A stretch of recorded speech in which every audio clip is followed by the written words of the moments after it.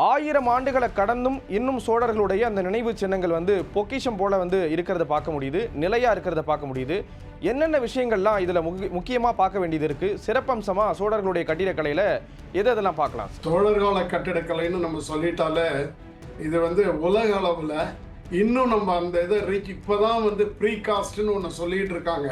அதை ராஜராஜன் கல்லுலயே பண்ணிட்டார். அந்த காலத்துல 1000 வருஷத்துக்கு முன்னால பெருவுடையார் ஆலயத்துல அதோட ஷேப்புன்னு சொல்றோம்ல, அதை மாதிரி அந்த மாதிரி வடிவமைப்பை எப்படி யோசிச்சாங்கிறது பெரிய மலைப்பா இருக்கு எல்லாத்துக்கும். இன்னுமே சோழர்கால கட்டிடக்கலையை பத்தி நினைச்சீங்கன்னா இது உலக அதிசயங்கள்ல ஒன்னா வந்திருக்கணும். இளம் தலைமுறையினர் இந்த கட்டிடக்கலை தொடர்பான விஷயங்களை தெரிஞ்சுக்கிறது அப்படிங்கிறது எந்த அளவுக்கு முக்கியம்? தாராசுரம், கங்கை கொண்ட சோழபுரம், தஞ்சை, இந்த மூணும் யுனெஸ்கோவோட ஹெரிட்டேஜ் சைட்ஸா இருக்கு. இதை பத்தி இளைஞர்கள் இப்ப இருக்கிறவங்களுக்கு நிறைய பேருக்கு இதை பத்தி தெரிஞ்சுக்கல. பொறியியல் கல்லூரியில படிக்கிறவங்களுக்கும் இதை பத்தி நிறைய சொல்ல விட்டுறாங்க. இந்த மாதிரி கட்டடக்கலைகளை பத்தி இளம் வயதுல இருக்கிற பொறியாளர்கள் இப்போ படிக்கிறவோ அல்லது அதை பத்தி தெரிஞ்சுக்கிட்டாங்கன்னா இப்போ லாக் பண்ற பிரிக் செய்யறேன்னு சொல்லிட்டு இப்போ செஞ்சுக்கிட்டு இருக்காங்க. மண்ணில் இன்டர்லாக்கிங் பிரிக்ஸ் அப்படின்னு சொல்றாங்க. ஆனா அதோட ஸ்ட்ரென்த்தும் இதோட ஸ்ட்ரென்த்தும் பாக்குறீங்கன்னா ரொம்ப பார்க்கறதுக்கு அதிசயமா இருக்கு. இதுல பயன்படுத்திய கருங்கற்கள் இந்த பக்கத்துல எங்கேயுமே கிடையாது. 80 கிலோமீட்டர் தூரத்துல தஞ்சாவூர்ல இருந்து இங்க இருந்து கொண்டு வந்தாங்க. நம்ம வெறுங்கல்ல ஏன் கோயிலுக்குள்ள போகணும்னு சொல்றது எதுக்குன்னா, அதுல இருக்க கோயில்கள்ல ஏன் இந்த ஆர்னமெண்டேஷன், அந்த டெக்கரேட்டிவ் இதில் ஏன் இதெல்லாம் சொன்னாங்க, மித்தாலஜி அதெல்லாம் ஏன் சொன்னாங்கன்னா. நியூஸ் 18 தமிழ்நாடு நேயர்களுக்கு வணக்கம். மாமன்னன் ராஜேந்திர சோழனுடைய பிறந்தநாள் விழா தமிழ்நாடு அரசு சார்பாக கொண்டாடப்படக்கூடிய ஒரு சூழல்ல சோழர்களுடைய கட்டிடக்கலை தொடர்பான விஷயங்களை பேச வேண்டியது அவசியமா இருக்கு. இது தொடர்பாக நம்ம கூட பேசுறதுக்காக மூத்த பொறியாளர், இந்து சமய அறநிலையத்துறையினுடைய சுற்றுச்சூழல் குழு உறுப்பினர் திரு ராஜேந்திரன் அவர்கள் நம்ம கூட இணைப்பில் இணைஞ்சிருக்காங்க. அவங்க கூட பேசலாம். சார் வணக்கம். வணக்கம் சார். வணக்கம். 1000 ஆண்டுகளை கடந்தும் இன்னும் சோழர்களுடைய அந்த நினைவு சின்னங்கள் பொக்கிஷம் போல இருக்கிறத பார்க்க முடியுது, நிலையா இருக்கிறத பார்க்க முடியுது. என்னென்ன விஷயங்கள்லாம் இதுல முக்கியமா பார்க்க வேண்டியது இருக்கு? சிறப்பம்சமா சோழர்களுடைய கட்டிடக்கலையில எதெல்லாம் பார்க்கலாம் சார்? சோழர்கால கட்டிடக்கலைன்னு நம்ம சொல்லிட்டாலே இது உலக அளவுல இன்னும் நம்ம அந்த இதை ரீச் இப்பதான் ப்ரீகாஸ்ட்னு ஒன்று சொல்லிட்டு இருக்காங்க. அந்த ப்ரீகாஸ்ட்ங்கிற டெக்னிக் எப்படின்னா, கான்கிரீட்ல அதை அப்படியே தனியா என்ன ஷேப் வேணுமோ அந்த ஷேப்பை தனியா பண்ணி அப்படியே வச்சு பண்றதுதான் ப்ரீகாஸ்ட். அதை ராஜராஜன் கல்லுலயே பண்ணிட்டார். அந்த காலத்துல 1000 வருஷத்துக்கு முன்னால கல்லுல பண்ணி இந்த பெருவுடையார் கோவில்னு நம்ம பின்னால உங்களுக்கு பின்னால இருக்கு பாருங்க. அந்த பெருவுடையார் கோவில அது அடுக்குமானம், அது கட்டுமானம் இல்லை. நிறைய பேர் அதை கன்ஸ்ட்ரக்ஷன் கட்டுமானம்வாங்க. அது கட்டுமானம் இல்லை, அடுக்குமானம். ஒன்றன் மேல் ஒன்றாக அடுக்கப்பட்டது. அதுல எதுவும் கலவைகள் கிடையாது. நடுவுல இவ்வளவு பெரிய கோயில்ல இவ்வளவு பெரிய ஆலயம், அந்த பெருவுடையார் ஆலயத்துல அதோட ஷேப்புன்னு சொல்றோம்ல, அதை மாதிரி அந்த மாதிரி வடிவமைப்பை எப்படி யோசிச்சாங்கிறது பெரிய மலைப்பா இருக்கு எல்லாத்துக்கும். இன்னுமே நான் என்னன்னா, இது அகலமா இருக்கு, கீழே மேல போக போக குறுகி இருக்கு. அந்த குறுகி இருக்கிறதும் இல்லாம உள்ள ஒரு வெற்றிடம் இருக்கு. அந்த மேல கலசம் இருக்கிற இடத்துல ஒரு ரவுண்டா ஒரு இது தெரியுது பாத்தீங்களா, சிகரம், சிரசு இதுவாங்க. அந்த சிகரம் வரைக்கும் அப்படியே கம்ப்ளீட்டா இது ஹாலோ டம்ளரை கவுத்து வச்சாப்புல இருக்கும். இது இந்த மொத்த இதோட வெயிட் ஃபுல்லா கீழே இருக்க 2 சுவர்கள்ல வரும். அதை நம்ம பின்னால நிறைய நான் காட்டுறேன் அதுல உள்ள இருக்கிறத. இந்த மாதிரி ஒரு கட்டுமானத்தை 1000 வருஷத்துக்கு முன்னால எப்படி சிந்திச்சாங்க, எப்படி யோசிச்சாங்க, இது இன்னும் வியப்பா இருக்கு. இந்த காலத்தை பத்தி, அந்த சோழர்கால கட்டிடக்கலையை பத்தி நினைச்சீங்கன்னா இது உலக அதிசயங்கள்ல ஒன்னா வந்திருக்கணும். அதுவும் இன்று இப்போ திருவாதிரை, ஆடி திருவாதிரை விழான்னு இப்ப கங்கை கொண்ட சோழபுரத்துல எடுக்கிறது ராஜேந்திர சோழன் விழா. ராஜேந்திர சோழன் ராஜராஜ சோழனோட பையன். அவரு பெரிய உலக அளவுல பெரிய நேவல் போர்ஸ் வச்சிருந்தாரு, கடற்படை வைத்திருந்தாருங்கிறது பெரிய குறிப்பிடத்தக்கது. அதை தவிர அவரு பண்ண ஒரு அதிசயம் என்னன்னா, தலைநகரை தஞ்சையிலிருந்து அங்க ஷிப் பண்ணிட்டு அந்த இடத்துல ஒரு கங்கையிலிருந்து நீர் கொண்டாந்து சோழச்சோழம், அந்த கங்கை கொண்ட சோழபுரம் அந்த இடத்துல ஒரு பெரிய ஏரியை ஊர்ல கட்டியிருக்காரு. அந்த ஏரி இன்னும் இருக்கு, பயன்பட்டு இருக்கு. அப்படிப்பட்ட ஒரு பெரிய சிந்தனை எல்லாம் பப்ளிக்கு வரணும் அந்த மாதிரி நினைச்சு கட்டினது. அந்த கட்டடக்கலை சோழர்கால கட்டடக்கலையின் தனி சிறப்பான இடங்கள்ல இருக்கு. சிறப்புனா வேர்ல்டு லெவல்ல கூட இது இந்த மாதிரி கன்ஸ்ட்ரக்ஷன் டெக்னாலஜி வேற எங்கேயும் பண்ணல, சோழர்கள் தான் பண்ணாங்கிறதுக்கு ப்ரூஃப். Okay sir. இதுவும் அதே மாதிரி சொல்லுங்க. சொல்லுங்க, சொல்லுங்க. பேசுங்க.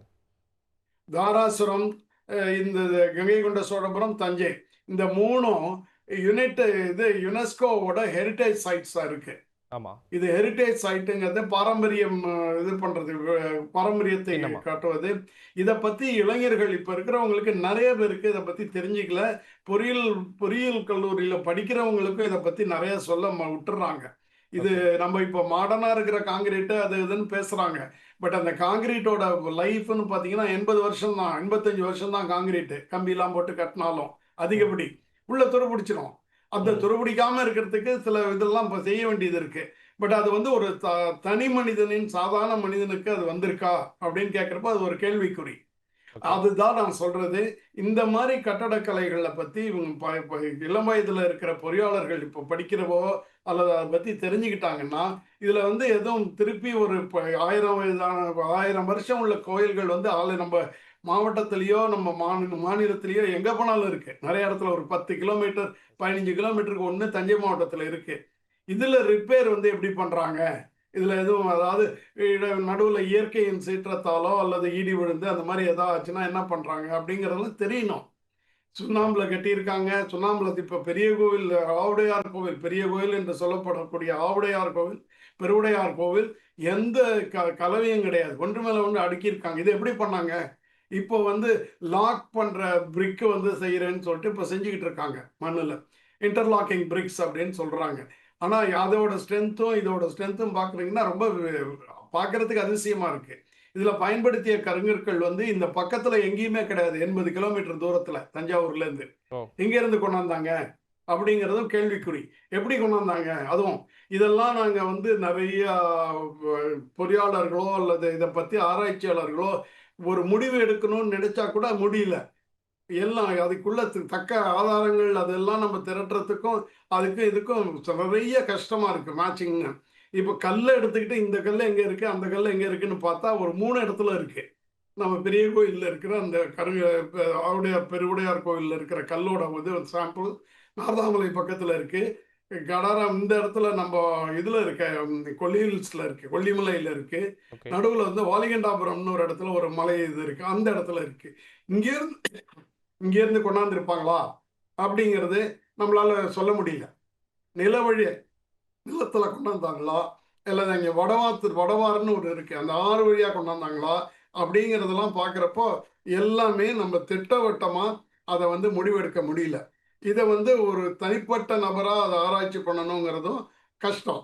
அதனால இது சம்பந்தமா ஒரு பெரிய பொறியியல் கல்லூரிகள் மாணவர்களோ யாரும் கேட்டுக்கிட்டு இருந்தாங்கன்னா, இந்த கல்லூரியோ அல்லது ஒரு தனிநபரோ ஒரு பெரிய நிதி நிறுவனம், ஐ மீன் ஒரு பெரிய கம்பெனியோ இதை எடுத்துக்கிட்டு, எப்படி ஃபோர்ட் ஃபவுண்டேஷன் வந்து அமெரிக்காவிலேருந்து ஸ்காலர்ஷிப் கொடுத்து இப்போ எல்லாம் அதை பற்றி ரிசர்ச் பண்ணுறாங்க, அது மாதிரி இதை எதாவது செய்யணும்.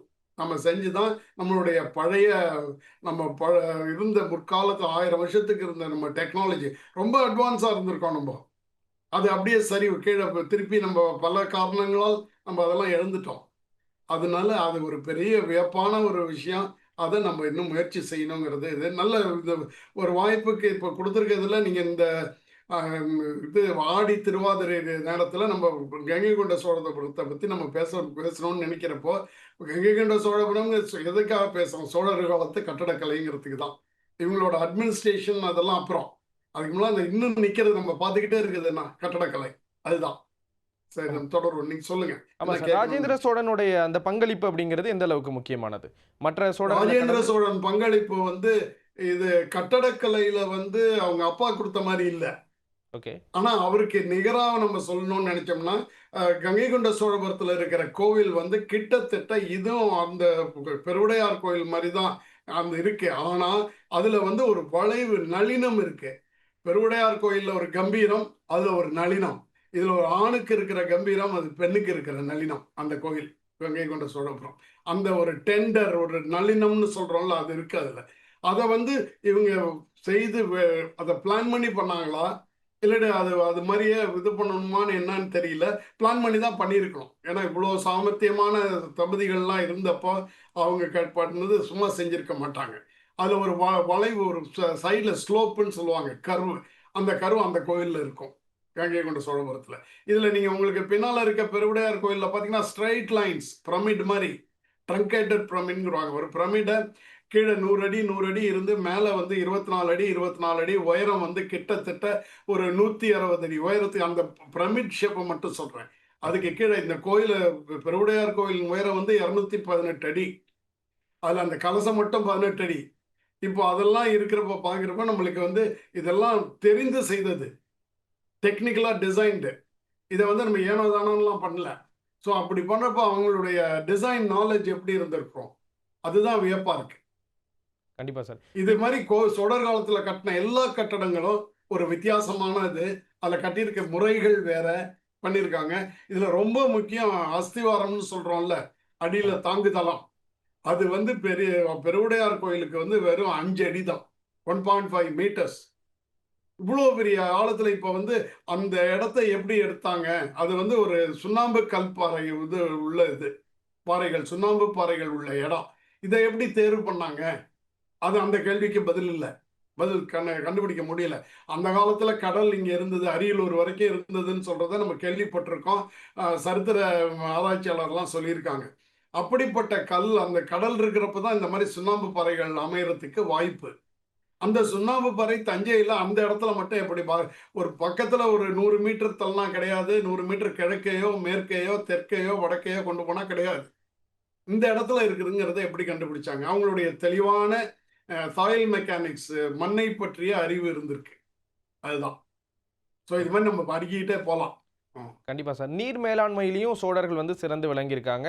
அதற்கு ஆதாரமாக தான் அந்த ஏரிகள், அணைகள் இருக்கிறதெல்லாம் பார்க்க முடியுது. அதை பற்றி உங்களுடைய கருத்து? நீர் மேலாண்மைன்னு சொல்றப்போ நம்ம கரிகாலன் கட்டிய கல்லணை தான் உலக அளவுல பேசப்படுது. அந்த உலக அளவுல பேசப்படுற அந்த கல்லணையில வந்து மண்ணால் கட்டப்பட்டது. அதுல எல்லாரும் கல்லணைனா முன்னால் இருக்க அணையில எல்லாம் நின்று பார்த்துக்கிட்டு இருப்போம், அதுதான் சொல்றாங்க. அது கிடையாது. அது வெள்ளையர்கள் கட்டினது, பிரிட்டிஷ் கட்டினது.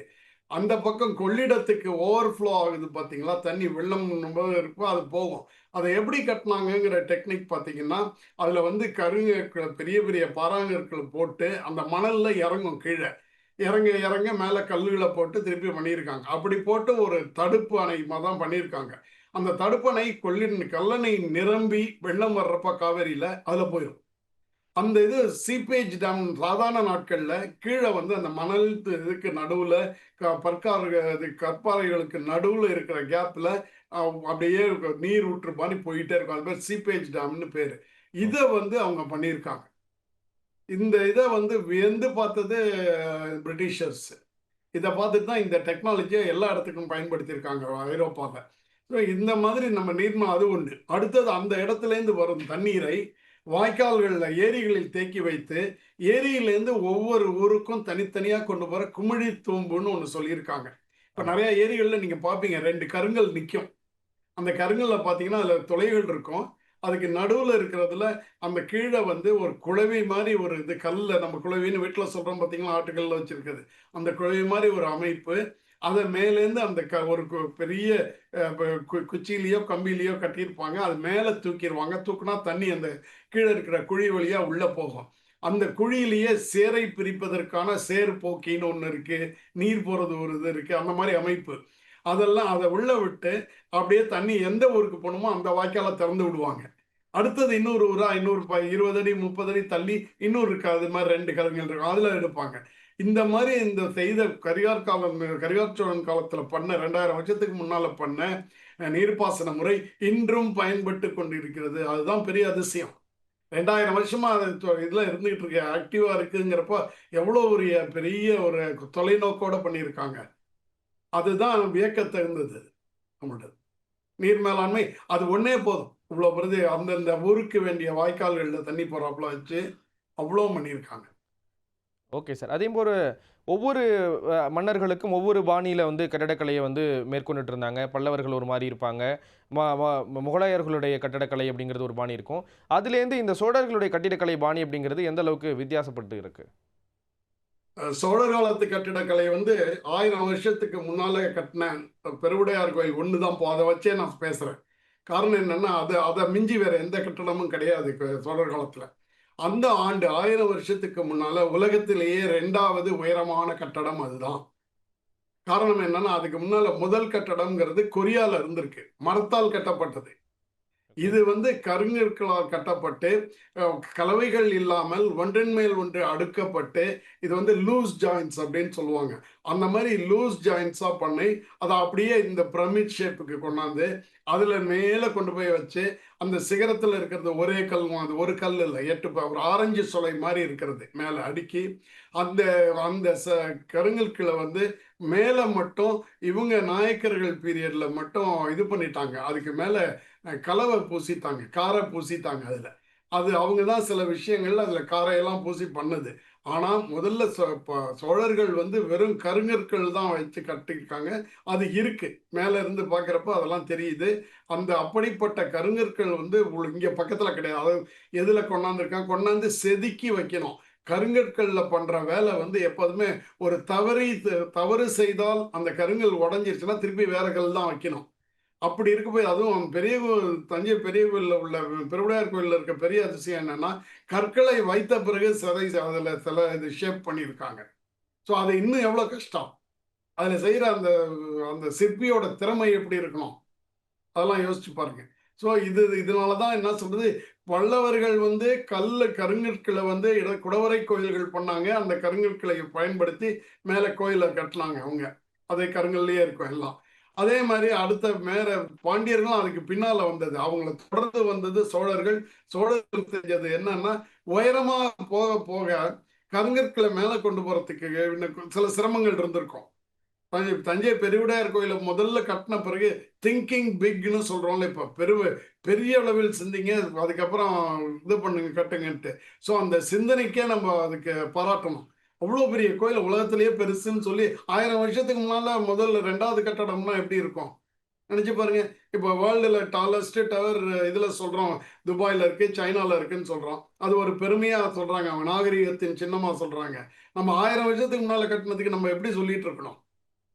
நிறைய பேருக்கு அது தெரியல. இதோட அதோட பவர் என்ன? ஒரு கட்டடக்கலைங்கிறது அந்த வம்சத்தின் அவங்களுடைய பாரம்பரியம், அவங்களுடைய நாகரிகம் அதெல்லாம் சொல்றது தான் கட்டடக்கலை. அந்த கட்டடக்கலை தான் உலகத்துல எப்பவும் அழியாம இருக்கும். மற்றவை எல்லாம் சொல்வாக்குல சொல்லி போறது, சொல்லி செய்யறது அந்த மாதிரிலாம் அப்படியே போயிடும், பறந்துரும். இது மட்டும் தான் அப்படியே இருக்கும். இதுதான் ஒரு நாட்டினுடைய ஒரு மதிப்பை சொல்றது, இந்த கட்டடங்கள். அதுதான் ஹெரிடேஜ் மான்யூமெண்ட்ஸ்ன்னு சொல்லி இவங்க யுனெஸ்கோலாம் சேவ் பண்றாங்க அத. பலருடைய ஒரு நல்ல சிந்தனையில இந்த மாரி இருக்கிற கட்டடங்கள நம்ம பாதுகாக்கணும். அடுத்த இளைய தலைமுறைகளுக்கு கொண்டு போகணும்னு சொல்லி வைக்கிறாங்க. இதுதான் நம்ம சோழர் காலத்து எங்க கட்டினாலும் சோழர் காலத்து கட்டடக்கலை அவ்வளோ வினோதமா இருக்கு. இன்னும் அத பார்க்கறதுக்கு தான் வெளிநாட்டவர்கள் வராங்க. இப்ப கண்டிப்பா. தாராசுரம்லாம் ஒரு ஞாயிற்றுக்கிழமை போனீங்கன்னா, நம்மள விட அவங்க தான் இருக்காங்க. வெளிநாட்டுக்காரங்க தான் இருக்காங்க. இப்ப இதுக்கு போனீங்கன்னா, கங்கை கொண்ட சோழபுரத்துக்கு போனீங்கன்னா, அங்கேயும் அப்படிதான் இருக்காங்க. தஞ்சாவூர் பெருவுடையார் கோயில்ல பார்த்தீங்கன்னா, அது மாரி தான். வெளிநாட்டவர்களும் அதுவும் இப்போ இந்த மணிரத்னம் அவர்களுடைய படம் வந்த பிறகு, தஞ்சாவூர்ல கார் நிறுத்தறதுக்கே இடம் இல்ல. வெள்ளிக்கிழமையிலேருந்து ஞாயிற்றுக்கிழமை வரைக்கும். அவ்வளோ பேர் வராங்க. இது தெரிஞ்சு இதோட பெருமைய தெரிஞ்சு. இது தெரியாம இருந்தது தான். நம்மளுடைய தவறு. நம்ம நம்ம வந்து ரொம்ப புவர் இன் மார்க்கெட்டிங். நம்ம தமிழர்கள் வந்து எப்போதுமே அத வந்து நெறைய விளம்பரப்படுத்தணும். அதுல உள்ள இது சிறப்புகள சொல்லணும். நல்ல வேளை நீங்க எடுத்திருக்கிறது நல்ல முயற்சி. இப்ப அதுல இருக்க கட்டடக்கலை சிறப்ப பத்தி நம்ம பேசுறோம். பேசிக்கிட்டே இருக்கலாம் நாள் ஃபுல்லா. நான் சிலத சொல்லி சொல்லி நான் மாத்திக்கிட்டு இருக்கிறேன். விட்டுட்டு இருக்கேன். சொல்லுங்க அடுத்த கேள்வி நானு. Okay sir. இல்ல எறும்பு ஊர கல்லும் தேயும் அப்படின்னு சொல்லுவாங்க. அது ஆமா. நடைமுறையிலயும் உள்ளது தான் அது. ஆனா, இப்போ ஆ. லட்சக்கணக்கான மனிதர்கள இந்த 1000 ஆண்டுகள்ல பல லட்சக்கணக்கான மனிதர்கள, கோடிக்கணக்கான மனிதர்களுடைய கால், பாதங்கள வந்து அந்த கோயில் பார்த்திருக்கும். பல இயற்கை ஆமா. பேரிடர்களையும் சந்திச்சிருக்கும். இதையெல்லாம் ஆமா. தாண்டியும் அந்த கோயில் நிலைச்சு நிக்குதுல்ல, அது எப்படி அது சாத்தியம் ஆமா. அது? அதோட இந்த பாதைகள்ல போட்டிருக்க கருங்கல்லாம் நீங்க சொல்றது ரைட்டு. அந்த கருங்கல்கள் வந்து ஒரு 50 வருஷத்துக்கு ஒரு தடவையோ, 60 வருஷத்துக்கு ஒரு தடவையோ, இப்ப நல்ல வேளை அத ஏஎஸ்ஐ மெயின்டெயின் பண்றாங்க. ஓகே. ஏஎஸ்ஐ கிட்ட இருக்கிறப்ப நல்லா பண்றாங்க. அந்த பாதைகள மட்டும் சீர் செய்றாங்க. அத சொல்லி மாத்திக்கிறாங்க. ஆனா ம். கோயில்ல பார்த்தீங்கன்னா, உள்ள அது வந்து அந்த தேஞ்சதுன்னு சொல்றீங்க பார்த்தீங்களா? 1000 வருஷமா இருந்ததுங்கிறதுக்கு, 1000 வருஷமா இருந்ததுக்குள்ள எந்த இதுவும் தேயும். ஆனா அந்த கருங்கற்கள்லாம் நல்ல குவாலிட்டி இது. இன்னொன்னு இந்த கட்டுமானம் வந்து நில அதிர்வுகள், அதாவது பூகம்பம்னு சொல்றோம் பார்த்தீங்களா? ம். அந்த மாரி இருக்கிற பூகம்பம் வந்தாலும், இந்த இந்த பெருவுடையார் கோவில், தஞ்சை பெருவுடையார் கோவில் வந்து அது லூஸ் ஜாயின்ட்ஸ்ன்னு சொல்றோம். அதுல வந்து எந்த ஒரு அதிர்வு இருந்தாலும் அது வந்து ஏற்றுக்கொள்ளும், அந்த அகாமடேட் பண்ணுவோம்னு சொல்லுவோம்ல, அந்த மாதிரி. அதுக்கு ஒரு எக்ஸாம்பிள் சொல்றேன் பாருங்க. கிராமங்கள்ல எல்லாம் கயிறு வச்சு கட்டில் இருக்கும். அந்த கட்டில்ல ஆள் உட்காரத்துக்கு முன்னால உடனே ஆடிக்கிட்டு இருக்கும். இப்படி தள்ளலாம் இருக்கும், அப்படி தள்ளலாம் இருக்கும். ம். அதுல ஒரு 2 பேர் உட்கார்ந்த பிறகு அது ஒரு ஸ்டெபிலிட்டி வருது பாத்தீங்களா? ஆமா. அப்படியே அந்த கட்டிலுக்கு ஒரு ஸ்ட்ரென்த் வரும். அப்படியே சாலிடா இருக்கும். அதே மாதிரி இந்த கோயில் வந்து லூஸ் ஜாயிண்ட் ஷேப்னால இதுக்கு அவ்வளோ ஸ்ட்ரென்த் உண்டு. அந்த அந்த டிசைன், அந்த ஷேப்புக்கே அதிர்வுகளை தாங்கக்கூடியது இருக்கு. பாட்டம் வந்து உயரமா அகலமாகவும் மேலே குறுகியும். இதை ரொம்ப சிம்பிளா சொல்லலாம். டம்ளர் டம்ளரை ஒரு டேபிள்ல வச்சுட்டு கவுத்து வச்சுட்டு தள்ளி பாருங்க. காத்தோ இதோ எதாலையும் தள்ள முடியாது. தள்ளி அப்படியே நகர்த்தி கொண்டு போய் விளிம்பு கொண்டு போய் எடுத்துக்கலாம். அவ்வளோதான், தட்டி விடலாம். நடுவில் அது பெரட்ட முடியாது. அந்த மாதிரி இதுக்கு ஒரு அமைப்பு கொடுத்துருக்காங்க. இதை டெக்னிக்கலா ட்ரங்கேட்டட் பிரமிட்னு சொல்லுவாங்க. ஒரு பிரமிட் அறுத்தாப்புல இருக்குன்ட்டுலாம். இதெல்லாம் வந்து நம்ம பின்னால அறிவியல் காரணமாக கொடுக்குற நம்ம எக்ஸ்பிளனேஷன். பட் இது முதல்ல ஒருத்தர் செய்யறப்போ அவருக்கு தெரிஞ்சிருக்கணும்ல இது.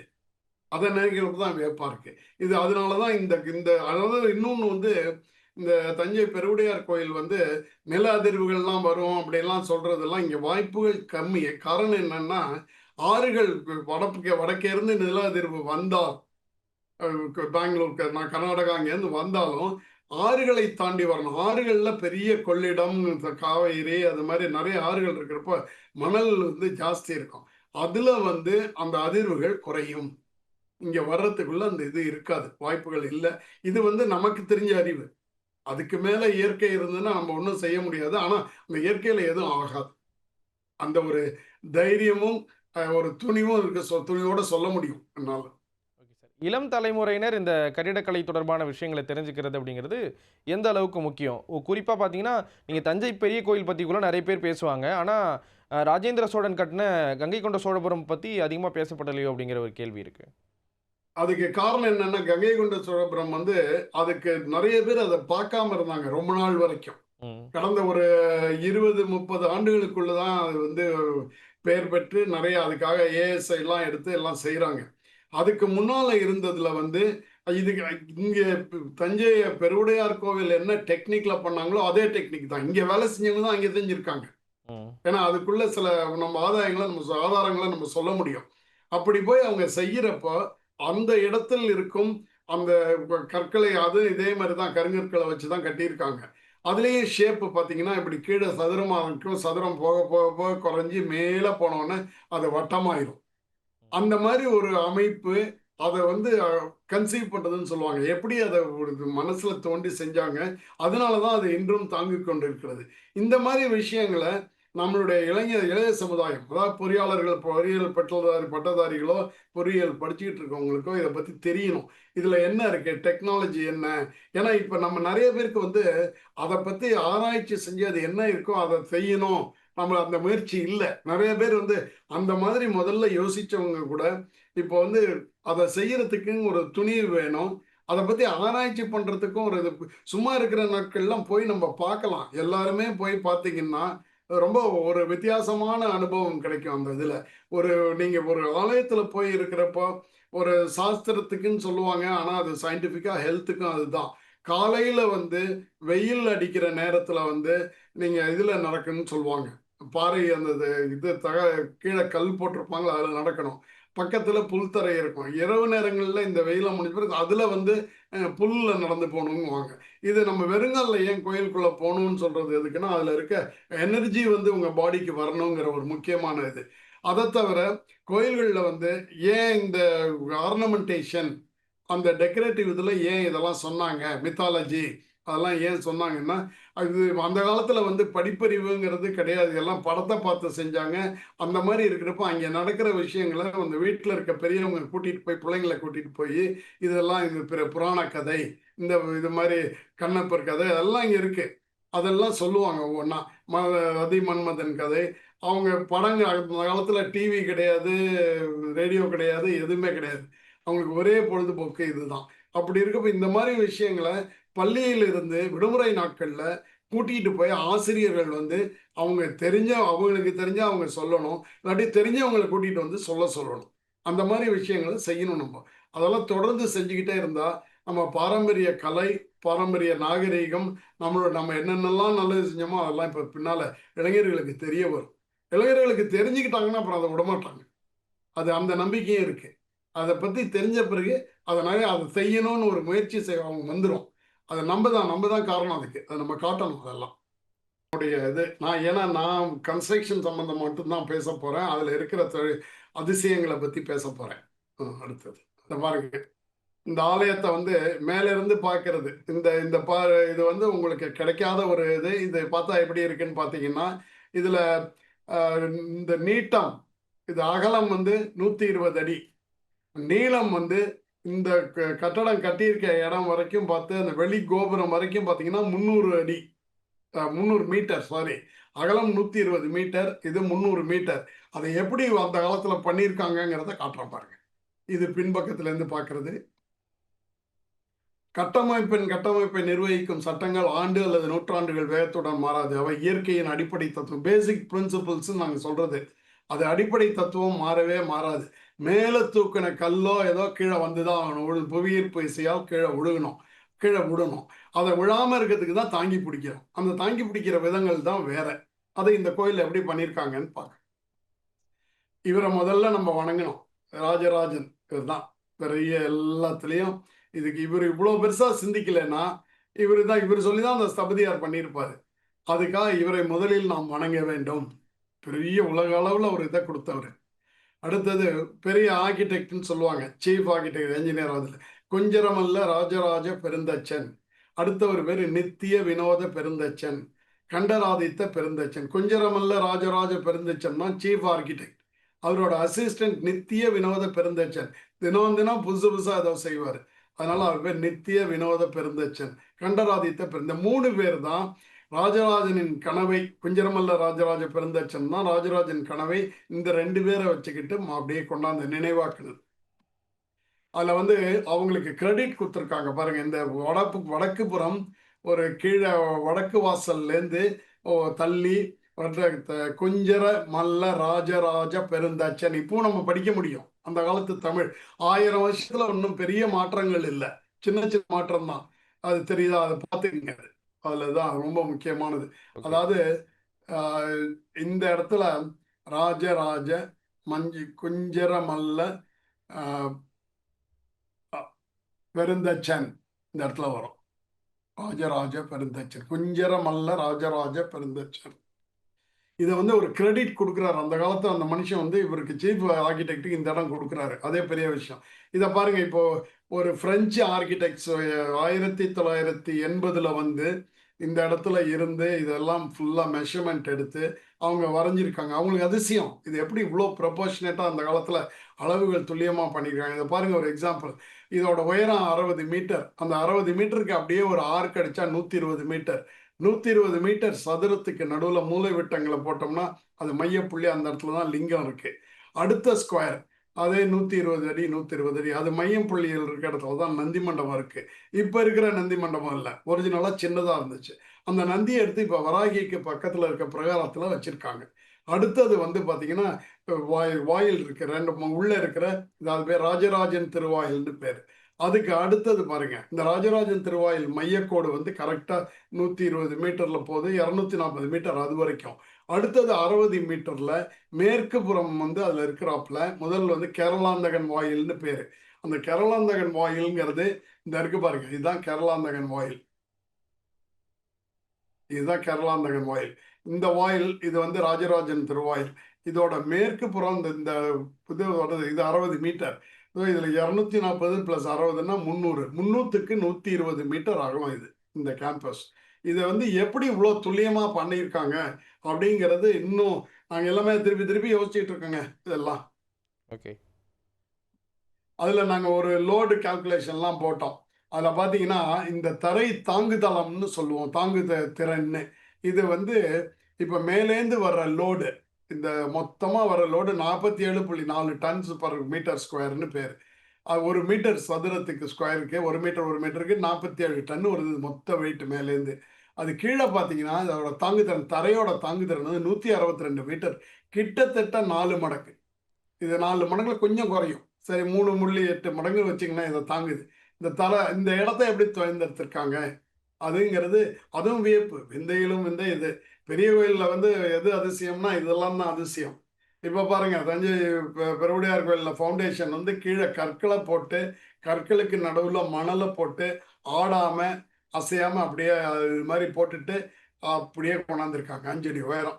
இதுல தான் இந்த இவ்வளோ உயரம் இது அப்படியே நிக்குது. 5 அடிக்கு அது 1.5 மீட்டர்ஸ் இது இருக்கு. இதுல மேல போக போக இந்த இடத்துல பார்த்தீங்கன்னா சதுரத்திலேருந்து அப்படியே கொஞ்சம் கொஞ்சம் பல பல கோணங்கள்னு சொல்லுவோம். அந்த பாலிகினல்ஸ்னு அப்படியே வந்து வந்து வந்து மேல வட்டமா இருக்குது. இதோட அகலம் இந்த இடத்துல பார்த்தீங்கன்னா, இந்த அகலம் வந்து கிட்டத்தட்ட ஒரு 20 அடி, 24 அடி இருக்கும். அது 2 சுவர்களா கீழ பிரியுது. இந்த 2 சுவர்கள்ல மையத்துல கீழ ஒரு பாதை இருக்கும். சுற்றி 6 அடி அகலத்துக்கு, மேல ஒரு 6 அடி அகலத்துக்கு இருக்கும். இதுல உள்சுவர் வந்து 11 அடி, வெளிச்சுவர் வந்து 13 அடி. அத காட்டுற மாரி. இது எல்லாம் கற்கள்லாம் இந்த மாரி குழி, குமிழ் அப்படிங்கிற வகையில தான் இத அட்டாச் பண்ணியிருப்பாங்க. இதே இது இப்ப செய்றோமா அப்படின்னா, ஒரு டெக்னிக் ஒண்ணு பண்ணியிருக்காங்க. புதுக்கோட்டை பக்கத்துல ஒரு கோவில்ல. அது கம்ப்ளீட்டா அதே டெக்னிக். அப்படியே எப்படி இதுதான் வெறுங்கற்கள போட்டு அதில மணல போட்டு தண்ணி ஊத்துன பிறகு அந்த ஸ்ட்ரென்த் வந்துரும். இது மேல அடுக்குவாங்க. எல்லாம் மற்றபடி. கான்கிரீட்டே கிடையாது. சிமெண்ட் இதெல்லாம். இது இதெல்லாம் இந்த இது வேற. இதுல பாருங்க உள்ள வந்து கருங்கற்கள் இருக்கு. அதுக்கு நடுவுல செங்கல் இருக்கு. இந்த மாரிலாம் அந்த காலத்துல இதெல்லாம் பண்ணியிருக்காங்க. தளங்கள் மேல நடந்து போற இடத்துக்கு பாதைகள்லாம். இப்போ முன்னால் தெரிவது இது வந்து கேரளாந்தகன் வாயில். இது 110 அடி உயரம். அடுத்தது வந்து இது இந்த இது வந்து ராஜராஜன் திருவாயில். இது வந்து 74 அடி. இதுக்கு அப்புறம் பார்க்கறது பெருவுடையார் கோவில். இது வந்து 218 அடி உயரம். இதுல இந்த இடத்துல இருக்கிறது இது நாயக்கர்களோட கட்டடம். இந்த ராம்பாட்னு சொல்லுது. நம்ம சோழர்கள் கட்டினது இதுதான். இது. இந்த வாயில் வந்து நாயக்கர்கள் கட்டினது. இது மராட்டாக்கள் கட்டினது. இது அப்படியே இந்த இது வெளியில இருக்க பாதுகாப்புக்காக இருக்கிறது. இதுல உள்பக்கத்துலேருந்து வெளியில பார்க்குறோம். இந்த இது பாருங்க, இந்த வெளியிலேருந்து உள்ள போறோம். இது இந்த மராட்டா இது இருக்கு. அடுத்தது தெரியறது கேரளாந்தகன் வாயில். அந்த கேரளாந்தகன் வாயில்ல உள்ள போன பிறகு அங்கேருந்து உள்ள பார்க்குறீங்க ராஜராஜன் திருவாயில். இந்த ராஜராஜன் திருவாயில்ல ரொம்ப முக்கியமா நம்ம பார்க்க வேண்டியது, இதுல அதிசயம் என்ன இருக்குங்கிறத கிட்ட போய் பார்ப்போம். இதுல முக்கியமானது ஒரு பெரிய கல் தூண் நிலைக்கல் இருக்கு. இந்த பக்கம் ஒண்ணு, இந்த பக்கம் ஒண்ணு நிலையா இருக்கு. இது ஒரே கல். இந்த கல் உள் பக்கத்துல இது மொத்தம் இது 4 அடி அகலம் இருக்கு. 4 அடி நீட்ட இந்த அகலமும் இருக்கணும். 4க்கு 4 சதுரமா உயரம் கிட்டத்தட்ட 37, 40 அடி உயரம் இருக்கும் இந்த கல்லு. இந்த கல்லை வச்சு அது இதோட ஃபவுண்டேஷன்ல எப்படி இந்த கல்லை கொண்டாந்தாங்க, எப்படி நிறுத்தி வச்சாங்கங்கிறது தான் நம்மளுக்கு பெரிய இது. இப்பெல்லாம் வந்து நிறைய ஹாய்ஸ்ட்ன்னு சொல்லுவாங்க. வெயிட்டை தூக்கி அப்படியே நிற்க வச்சு அசைச்சு திருப்பி வச்சிடலாம். இந்த கல்லை நிற்க வச்ச பிறகு 1 இன்ச், அதாவது ஒரு சின்ன ஒரு கட்டவிரல்ல இருக்கிற விரல்ல இருக்கிற ஒரு அளவு நகர்த்தணும்னா கூட கஷ்டம். எப்படி பண்ணியிருப்பாங்கன்னு தெரியல இது. அடுத்து இதுக்கு நான் ஒரு இது போட்டேன். இது எப்படி இப்படி இருக்கலாம்னு யூகிச்சு போட்டிருக்கேன். தவறா இருக்கலாம். ஆனா உண்மையாவும் இருக்கலாம். இது ஒரு குழியில இந்த நிலக்கல்ல கொண்டாந்து பக்கத்துல வச்சுட்டு யானைகளை வைத்து இழுக்கிறது. இழுக்கிறப்போ இந்த இந்த இடத்துல கல்லு வச்சு சப்போர்ட் பண்ணியிருப்பாங்க. இது அப்படியே நேரா இறங்கிரும் உள்ள. இறங்கி அப்படியே நிற்கும். இந்த நிக்கிற கல்லை திருப்புறதுக்கு யானைகளை வச்சு கட்டி தான் செஞ்சிருப்பாங்க. இதுதான் 4க்கு 4 சுத்தம். இந்த 4க்கு 4 கல்லு நீங்க இப்ப வெட்டின பிறகு இப்படி இருக்கு. அதுக்கு முன்னால அது வந்து பெருசா தான் இருக்கும். ரோட்ல தரை மார்க்கமா கொண்டாடுறப்ப அப்பெல்லாம் ரோடு கிடையாது. அப்படியே காட்டுகள்ல இழுத்துட்டு தான் வந்திருப்பாங்க மரக்கட்டையை போட்டு. அப்படி எடுத்துட்டு வர்றப்ப 4 அடிக்கு 4 அடி கொண்டாந்துருக்க மாட்டாங்க. 5க்கு 5 கொண்டாந்து இங்க வந்து செருப்புகளை வச்சு செதுக்கி பண்ணியிருப்பாங்க. ஒன்று யானைகளை வைத்து எடுத்துருக்கணும், அல்லது மக்களை வச்சு எடுத்திருக்கணும். மக்கள்ல வந்து இந்த இடத்துல நிறைய பேர் கதையெல்லாம் எழுதியிருக்காங்க. அகதிகள் எத்தனையோ பேரை பிடிச்சி கொண்டாந்து வச்சு அடிமைகளை வச்சு பண்ணாங்கன்னு. இதில் அடிமைகளை வச்சு எதுவுமே பண்ணல தஞ்சை பெருவுடையார் கோவில்ல. இதுல மேல இன்னொரு அதிசயம். இதெல்லாம் இந்த அதிசயம்ங்கிறது ஒவ்வொன்றா சொல்லிட்டோம். இந்த தூண் அதிசயம். அதுக்கு பக்கத்துல இருக்கிற இந்த இந்த கல்லு வந்து இப்போ நீங்க பெரிய கல்லு கிடைக்கிறது கஷ்டம். இவ்வளவு தூரம் தான் கிடைக்கும். இது வந்து கிட்டத்தட்ட ஒரு 16, 17 அடி, 18 அடி இருக்கும். அதுக்கு மேல கிடைக்காது. அதுக்கு மேல இங்கெல்லாம் இருந்தால் தான் இது நிற்கும். ஆனா இந்த இவ்வளவு தூரம் கொண்டு போகணும் இந்த அகலத்துக்கு. அதுக்கு என்ன பண்ணியிருக்காங்க பாருங்க, இது வந்து ஒரே கல், இவ்வளோ தூரம் ஒரு கல். இந்த ஒரு கல்ல இந்த அளவுக்கு தான் இருந்திருக்கணும், அந்த வெளியில நீட்டுற அளவுக்கு இருந்திருக்கும். அதை செதுக்கி இதுக்கு ஒவ்வொரு கல்லா 2 கல் வச்சிருக்காங்க. இதை வச்சு இதுக்கு மேலே தான் இதை நாங்கள் கார்பல் இது கேன்டிலீவர் அப்படின்னு நாங்கள் சொல்லுவோம் இன்ஜினியரிங்ல. இதுக்கு மேலே இந்த வெயிட்டை வச்சிருக்காங்க, அப்படியே நிற்கிது. 1000 வருஷமா நிற்கிது. 1 2 இல்லை, 1000 வருஷமா நிற்கிது. இந்த பாருங்க, இந்த கல் ஒரே கல்லுங்கிறதுக்கு இதான் சாட்சி. இது வரைக்கும் வருது. இது இந்த கல்லை இந்த முன்பக்கத்தில் இவ்வளோ தூரம் கிணறு இருந்திருக்குன்னா அதை கரைச்சிருக்காங்க. இதெல்லாம் இப்படி கரைச்சி இந்த அளவு. பாருங்க, அது அது என்னோட ஒரு டிராயிங். இது எப்படி இருந்திருக்கும், இப்படி இருந்ததை எப்படி கரைச்சிருப்பாங்க. இதுதான் இந்த கல் இவ்வளோ கனமாக எடுத்து எப்படி கரைச்சி உள்ளே கொண்டு போயிருக்கும். ரொம்ப வியக்கத்தை இருந்ததுங்க. இது எல்லாம் பெரிய அதிசயம். இதோட என்னன்னா, இது எல்லாத்தையுமே 6.5 வருஷத்துல கட்டியிருக்காங்க இந்த கோயிலை. இதை நினைச்சே பார்க்க முடியாது. இப்போ பண்ண முடியுமா? முடியாது. இவ்வளோ மிஷினரிஸ் இதெல்லாம் இருந்து கூட இப்போ பண்ண முடியாது. அப்புறம் இங்கே நிறைய ஒரு இது இருக்கும், இந்த மாதிரி இந்த கொப்பளங்கள் மாதிரி ஒவ்வொரு இடத்துல இருக்கு. இதெல்லாம் என்னன்னா, ஒரு கல்லுக்கும் இன்னொரு கல்லுக்கும் இடையே உள்ள இது கேப் இல்லாமல் அது கலவை கிடையாது. இதே மாதிரி இங்கே குமிழ் இருக்கும், உள்பக்கத்தில் குமிழ் இருக்கும், இந்த கல்லில் குழி குமிழ் இருக்கும், இந்த கல்லில் குழி இருக்கும். அப்படி நேராக வச்சாங்கன்னா லாக் ஆயிரும். இந்த மாதிரி லாக்கிங் வந்து கல் எப்படி வருதோ அப்படி தான் வந்து வர வர வர செஞ்சுருக்காங்க. அதில் வச்சுட்டு இதெல்லாம் ஏன் எடுக்கலைன்னா, காரணங்கள் பல இருக்கும். இது வந்து இதை செஞ்சு முடித்த உடனே அந்த இருக்கிற அந்த பெஸ்ட் மேசன்ஸ் ஸ்தபதிகள் எல்லாம் ராஜேந்திர சோழன் தான் ஊருக்கு கொண்டு போயிட்டாப்ல. 24 வந்து 24 இங்கே முடிஞ்சிச்சுன்னா உடனே எடுத்து அவ்வளோ பேரும் அங்கேயே கூட்டிகிட்டு போய் அங்கேயே கோயிலை கட்டணும்னு கூட்டிகிட்டு போயிட்டோம். அதனால தான் ஒரு மெயின் இது. இப்போ இந்த இடத்துல இருக்கிற இந்த வர்க்க வரிகள் இதெல்லாம் பார்த்தீங்கன்னா ஒவ்வொன்றும் ஒரே கல்லில் ஆனது. இந்த இது நீட்டம் அதை எப்படி இதை வச்சுட்டு அப்புறம் செதுக்கியிருக்காங்க. அப்போ எப்படி இருக்கும்னு பாருங்க அவங்களுடைய திறன், தொழில் திறன். இது பாருங்க, இந்த மேலே இருக்க அகலத்தை குறைக்கிறதுக்கு இந்த இடத்துல கல் சின்ன கல்லாக போட்டுக்கிறது. இது பேர் கார்பலிங்னு பேர். இந்த கார்பலிங் வந்து வெளிநாட்டவர்கள், ஆங்கிலேயர்கள் தான் பண்ணிக்கிட்டு இருந்தாங்க. இது 1000 வருஷத்துக்கு முன்னால் பண்ணியிருக்கோம். 1000 வருஷத்துக்கு முன்னால் அவங்க எதுவுமே பண்ணல. ஸோ நம்ம நம்ம வந்து அதுக்கு முன்னால் பண்ணியிருக்கோம். அப்போ இது எவ்வளோ தொன்மையானது, எவ்வளோ தொழில்நுட்பமானது, தொழில்நுட்பம் நிறைந்ததுன்னு யோசிச்சு பார்த்துக்கோங்க. இதில் இன்னொன்று என்னன்னா, எந்த கல்லும் வந்தவொடனே மட்டம்லாம் அடிக்கல. அப்படியே வர வர கல்லை வர வர வச்சுக்கிட்டாங்க. இந்த பாருங்க, இது ஒரே கல், இது ஒரே கல். இந்த மாதிரி கல்களை வச்சுட்டு அதை அப்புறம் செதுக்கியிருக்காங்க. அவ்வளோ அழகாக செதுக்கியிருக்காங்க எல்லாம். இந்த இந்த ஒரே கல்ங்கிறதுக்கு இதெல்லாம் அப்படி இவ்வளோதான் இவ்வளோதான் கல்லை வச்சுட்டு செதுக்கியிருக்கு. இதுவும் அதே மாதிரி. அப்போ அந்த கல்லை அதில் வச்சுட்டு அந்த வெயிட்டை ஏற்றிட்டு செதுக்கணுங்கிறது பெரிய தொழில்நுட்பத்தில் ரொம்ப தொழிலில் ரொம்ப சுத்தமாக இருந்திருக்கணும், நிறையா தெரிஞ்சிருக்கணும், தைரியமாக இருந்திருக்கணும். கான்ஃபிடென்ஸ்ன்னு சொல்லுவாங்க. அது இருந்தால் தான் இதெல்லாம் செய்ய முடியும். இப்போ இங்கே பாருங்க, இதில் இருக்க கற்கள் வந்து நம்ம இப்போ வீடு கட்டுறவங்க நிறைய பேர் நீங்கள் பார்த்துருப்பீங்க. செங்கக்கல்ல சைடில் இங்கே ஒரு இடத்துல வச்சுட்டு அங்கே ஒரு இடத்துல வச்சு நடுவில் நூலை கட்டி அப்படியே அடுக்குவாங்க. இது பாருங்க, இது எந்த ஒரு நேர் அளவு இதுலேயும் அளவுலேயும் இல்லை. சாஞ்சி சாஞ்சி சாஞ்சி இருக்கு எல்லாம். இது அப்படியே கல் வர வர அதில் தூக்கி தூக்கி வச்சுட்டு அதே ஜாயிண்ட் வந்துடும், ஸ்டெபிளைஸ்டு இது வந்துடும். அதில் அது என்ன வடிவம் இருக்கோ அந்த வடிவத்துக்கு மேலே இருக்க கீழே இருக்க கல்லில் அப்படியே உட்காந்துச்சுன்னா ஆடாது. லேட்ரல் மூவ்மெண்ட், பக்கவாட்டு அசைவுகள் எதுவுமே இருக்காது. இதுதான் பாருங்க, அப்படியே வளைவா இருக்கு. கீழே மேலே இருக்கிறதுல குழி குமிழ் இருக்கு, கீழே இருக்கிறதுல குழி இருக்கு. அப்படியே அடுக்கிட்டு போயிடுவாங்க. அடுக்குனது தான் இதெல்லாம். பாலிகினல் ஜாயிண்ட் அப்படின்னு பேர். இது பேர்.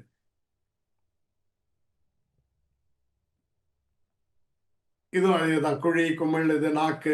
பாருங்க, இந்த இடத்துல கீழே டங் அண்ட் க்ரூவ் எல்லாம் இந்த மாதிரி தான். எல்லாம் இந்த இந்த அளவு இது அத்தனையும் பெரிய தஞ்சை வாவுடையார் கோயிலில் இருக்கு எல்லாம். இது பாருங்க, இதுக்கு ஒரே எக்ஸாம்பிள். அந்த காலத்தில் வந்து ஹாலண்டு வந்து இங்கே வந்து தங்கியிருக்காங்க. அவங்க ஹாலண்டில் இருக்கிறவங்கள நம்ம ராஜ இதெல்லாம் இது கொடுத்து சரபோஜி மராட்டாஸ் பீரியடில் நம்மள்கிட்ட இருக்க இந்த குமிழ் அதை பார்த்துட்டு போயிருப்பாங்கன்னு என்னுடைய யூகம். அதை பார்த்த பிறகுதான் இந்த லிகோடாய்ஸ் பண்ணியிருக்காங்க. மேலே கீழே இருக்கிறதுல குமிழ், மேலே இருக்கிறதுல குழி. இது உள்ள குழி இருக்கும், மேலே இருக்கிறதுல குமிழ் இருக்கும். அந்த ப்ளூவில் அப்படியே சொருகிக்குவாங்க, லாக் ஆயிரும். இந்த சிஸ்டம் நான் இதை வந்து அந்த காலத்தில் பார்த்துருக்கணும். டெஃபினட்டாக இந்த இடத்துல வந்து ஒரு அவங்க படை தங்கி இருக்குது, அவங்களுடைய கூட வந்த விருந்தினர்லாம் தங்கியிருக்காங்க. இவங்க அத்தனை பேரும் தஞ்சாவூரில் உள்ளே போய் கோயிலுக்குள்ளே போய் இதெல்லாம் பார்த்துருப்பாங்க. இது ஏன் இருக்குது, அதில் யாராவது ஒரு ஆர்கிடெக்டோ ஒரு டிசைனரோ இருந்திருக்கலாம் அவங்க பார்த்து இதை தெரிஞ்சு இப்போ ஹாலண்டு தான் இந்த லெகோவோட பர்த் பிளேஸ். இது வந்து அங்கேதான் செய்யறாங்க, இந்த ஃபேக்டரி அங்கேதான் இருக்கு, லெகோ டாய்ஸ்.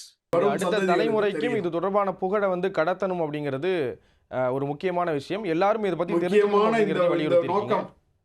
ஆமா, இணைப்புல வந்து அதுதான் பல்வேறு இதோட நோக்கம். கேள்விகளுக்கு பதில் சொன்னீங்க. நன்றி சார். நன்றிங்க, ரொம்ப நன்றி. வாய்ப்புக்கு நன்றி.